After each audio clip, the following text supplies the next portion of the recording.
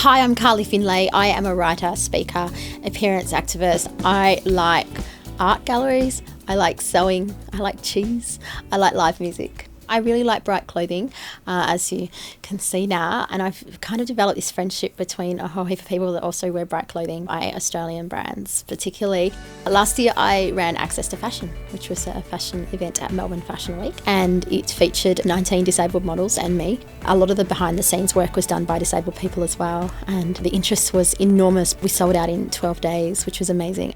I work for Melbourne Fringe as an access and inclusion coordinator. I help artists get into programs that have removed barriers for them. I also help artists make their shows accessible, so directing them in ways that they can make their shows Auslan interpreted or audio described or relaxed performances. I also assist volunteers who want to be access champions, so want to assist audience members who are disabled or deaf, and I also help audience members who are disabled and deaf attend the festivals. My mum is South African and my dad is English, and I think for a long time I did not understand that skin colour doesn't necessarily equal culture.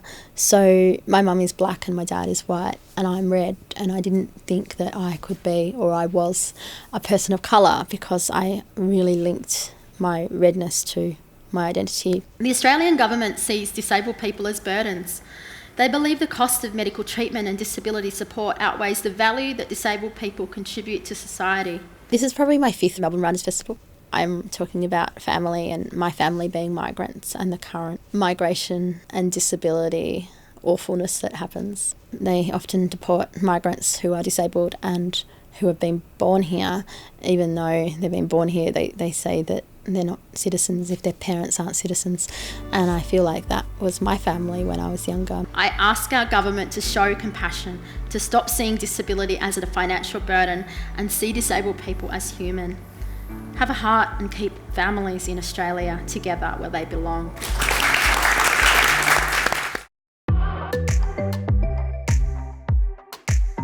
I was born with a rare severe skin condition called ichthyosis. There's about 25 types of ichthyosis with a scale of severity. Mine is on the more severe side. My type is called Netherton syndrome. It means scaly red skin. It affects me in my appearance. It affects the itchiness and the scales and also the pain.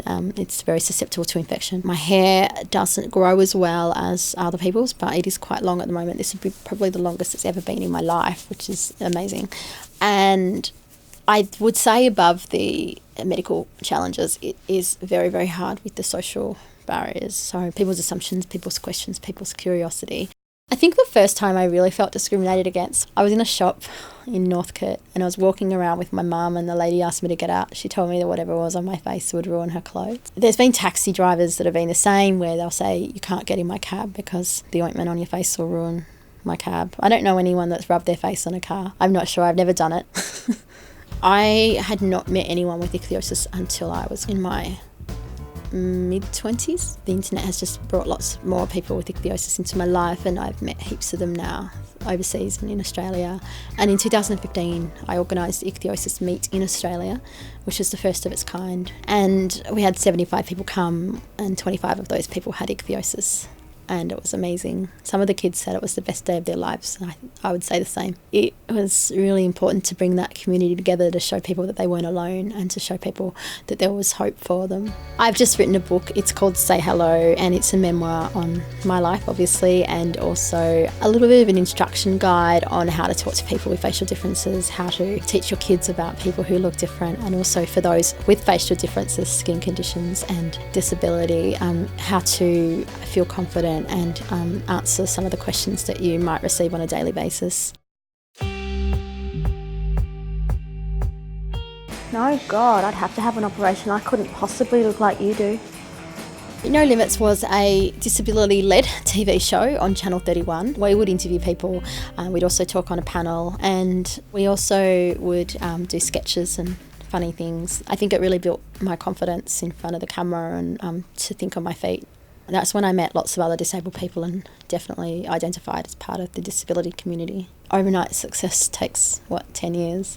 For me, creating opportunities about myself is just working and saying yes to things. Self-marketing, I think, for me has come about because of social media. So it's been about building a social media profile. It's been about writing a blog every day for a good 3 years, and also about creating interesting content, sharing articles that people will relate to, putting that out for discussion, and also showing vulnerability as well. I think that's really important. I am also editing Growing Up Disabled in Australia, which is an anthology of people who identify as disabled, chronically ill, deaf or mentally ill. That will be out, I think, in August 2020, and we're going to have about 30 people in the book. I'm really excited about how that's coming together. We've had over 300 submissions, so the appetite to be heard was certainly there.